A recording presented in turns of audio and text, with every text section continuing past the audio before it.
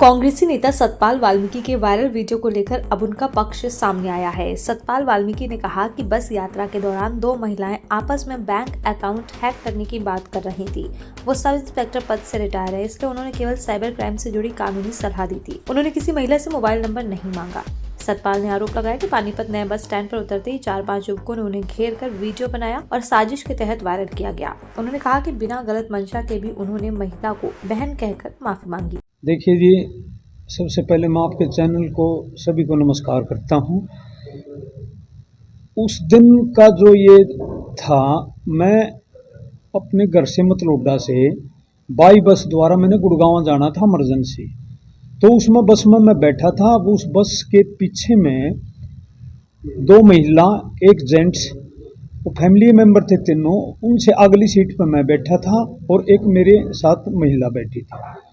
तो बात चलते चलते उसमें उस महिला के साथ जो जेंट्स था उसने मेरे से वो बात कर रहा था कि यहाँ पर हरियाणा में भी दिल्ली की तरह है, बसों का किराया फ्री होना चाहिए महिला को। मगर भाई ये तो सरकारों की बात होती है और इसमें तो सरकार जो आएंगी उन्हीं का वो पड़ता है, वो जैसे भी करेंगे, क्या होएगा क्या नहीं।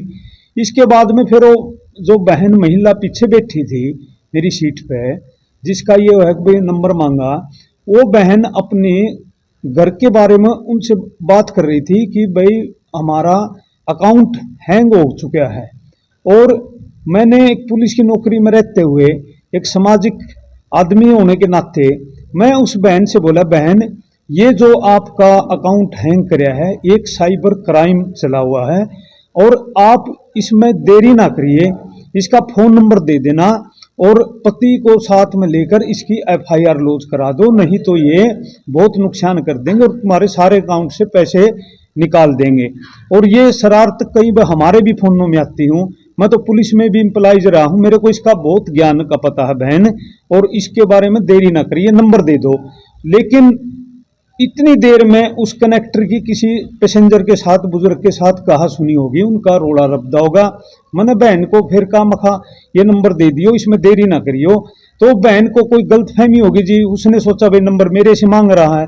लेकिन उसके बाद में जो बस चली, बस अड्डे पर 3-4 आदमी खड़े हो, मेरे को सारे एकदम मेरे पे टूट के पड़े बाहर। जो अब भाई आपने लेडीज से नंबर मांगा, मगर भाई बहन को मैंने नंबर नहीं मांगा। उसके बारे में कुछ ऐसा इन्होंने वो डिस्कस कर रहे थे कि भाई हमारा हैंग हो गया अकाउंट ये। तो मैंने उसके बारे में कहा था भाई नंबर उनको दे दो, लेकिन बहन को गलतफहमी भी होगी जी देखो। लेकिन मैंने उसकी गलतफहमी के उस पर बहन से पूछा, बहन मैंने कोई बदतमीजी की है, मैंने कोई वो किया है गलत मिसबिहेव, तो उसके बारे में बताई। बहन नाट गई, लेकिन नहीं भाई ऐसा कुछ नहीं। लेकिन मैंने उसको फिर, बहन आप एक नारी होने के नाते अगर आपकी आत्मा में कोई मेरे प्रति ठेस पहुंचा है या आपका कोई गलत हो गया तो मैं उसके लिए आपके हाथ जोड़ता हूं, पैर पकड़ता हूं। मेरी बेटी है, मेरी बहन है, तू मेरे घर परिवार की एक बहन के समान है, मैं आपका आदर करूंगा और मेरा फर्ज भी है आदर करना। लेकिन जी ये जो वीडियो का ये चल रहा है, ये वहां पर 3-4 किस्म के थे, मैं कोई उनको जानता नहीं, ना मैं बेटी को भी जानता हूं। तो ये इन्होंने कोई राजनीतिक षड्यंत्र है, जो मेरी छवि है उसको ये खराब करने का मैं तुल्य मानता हूं। और कोई इसमें कोई ऐसा नहीं, ना मैंने कोई बहन से कोई गलत उससे नंबर मांगा, सिर्फ एक उनके साइबर के बारे में मैंने नंबर से कहा था, नंबर उनको दे देना साइबर में जाके।